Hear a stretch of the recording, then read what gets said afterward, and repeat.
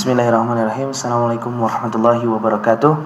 Alhamdulillahirabbil alamin wa bihi nasta'in ala umuri dunya waddin. Assalatu wassalamu ala asyrafil anbiya'i wal mursalin wa ala alihi wa sahbihi ajma'in.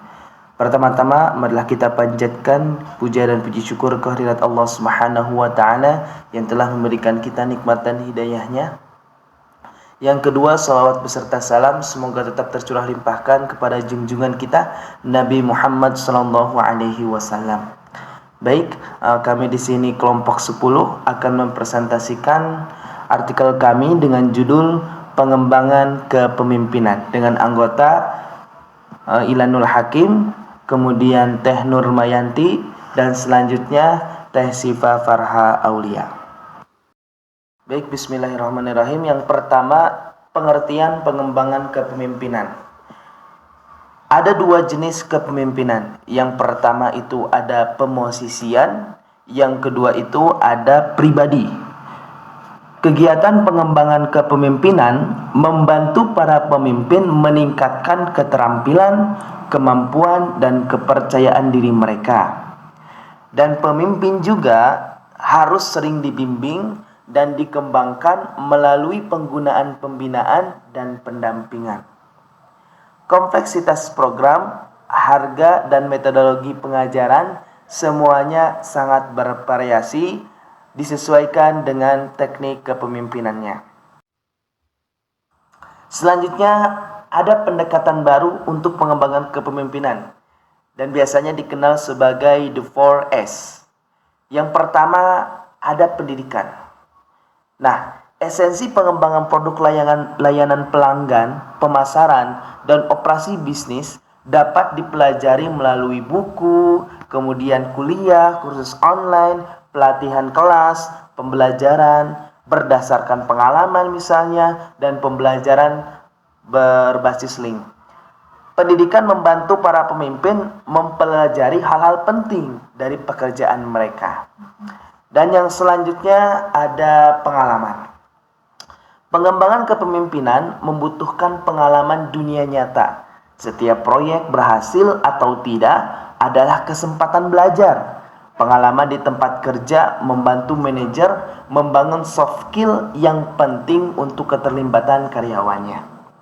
Dan yang selanjutnya itu ada exposure. Departemen Sumber Daya Manusia dan Direktur SDM mendukung dan mengembangkan pemimpin perusahaan melalui pembinaan dan pendampingan. Penting juga bagi mereka untuk mengamati pemimpin aspiratif dalam peran penting, didorong ke dalam tugas yang menantang. Nah, ini adalah salah satu metode lain untuk mendapatkan pengalaman kepemimpinan di dunia nyata. Dan yang terakhir itu ada evaluasi. Nah, evaluasi ini adalah komponen penting dalam mengembangkan pemimpin untuk abad ke-21 ini. Dan kita harus menyadari keadaan pemimpin kita saat ini dan menunjukkan area mana saja untuk pengembangan, untuk mencegah kutukan keahlian yang menyebabkan para pemimpin kita menjadi lembab. Terima kasih, selanjutnya akan dilanjutkan oleh Teh Maya Nurmayanti. Baik, selanjutnya ada pentingnya pengembangan kepemimpinan.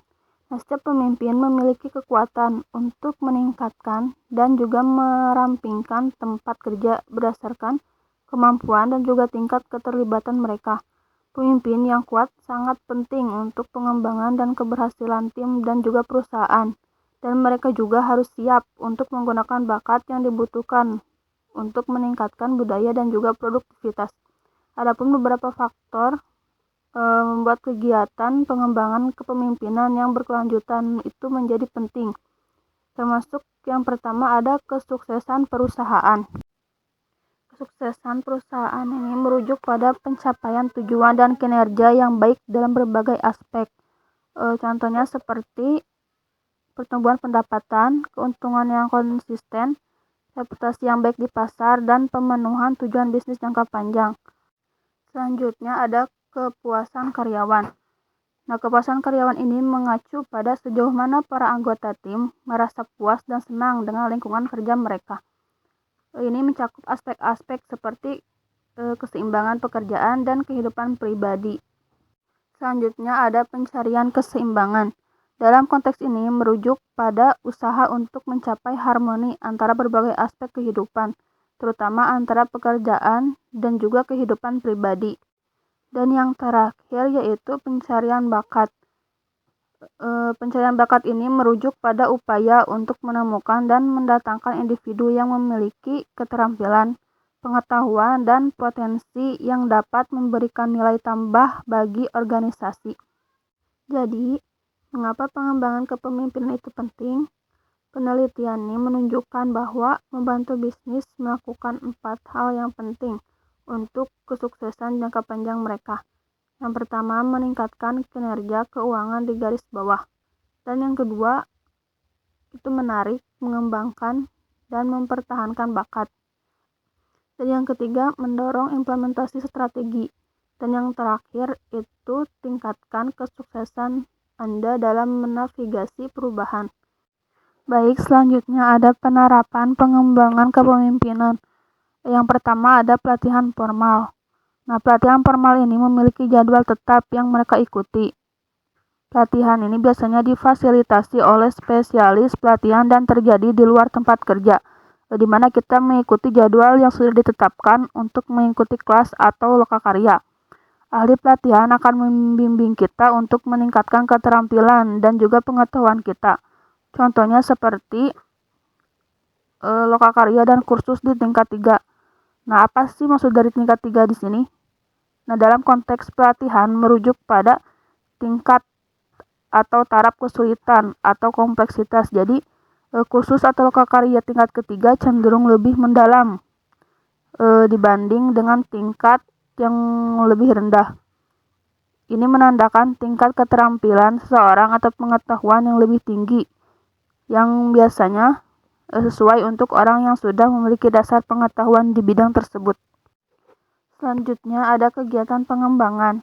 Nah, kegiatan pengembangan ini dapat diintegrasikan ke dalam tugas-tugas operasional yang sedang berlangsung atau dilakukan secara bersamaan. Nah, kegiatan pengembangan itu tuh seperti cara kita meningkatkan keterampilan sambil bekerja. Misalnya, ada coaching, mentorship, dan penugasan khusus yang semuanya dilakukan selama kita bekerja atau bahkan sekaligus. Ini juga membantu kita belajar dan berkembang tanpa harus berhenti dari tugas-tugas harian kita. Adapun yang terakhir adalah kegiatan swadaya atau individu berpartisipasi dalam kegiatan perawatan diri atas inisiatif mereka atau secara sukarela melakukan kegiatan untuk meningkatkan dirinya sendiri. Ini bisa mencakup seperti membaca kursus, kuliah, dan tutorial secara online. Nah, jadi seseorang melakukan hal-hal ini atas inisiatif pribadi dirinya sendiri untuk merawat dan mengembangkan diri. Baik, yang terakhir itu ada kesimpulan. Kesimpulan dari penelitian ini menegaskan bahwa pengembangan kepemimpinan memainkan peran integral dalam meningkatkan kualitas dan keberlanjutan organisasi di tengah dinamika perubahan bisnis yang sangat cepat. Temuan menunjukkan bahwa strategi pengembangan kepemimpinan yang holistik mencakup aspek keterampilan teknis, kepemimpinan transformasional, dan adaptabilitas terhadap suatu perubahan, yang mana memberikan dampak positif pada kinerja individu dan tim.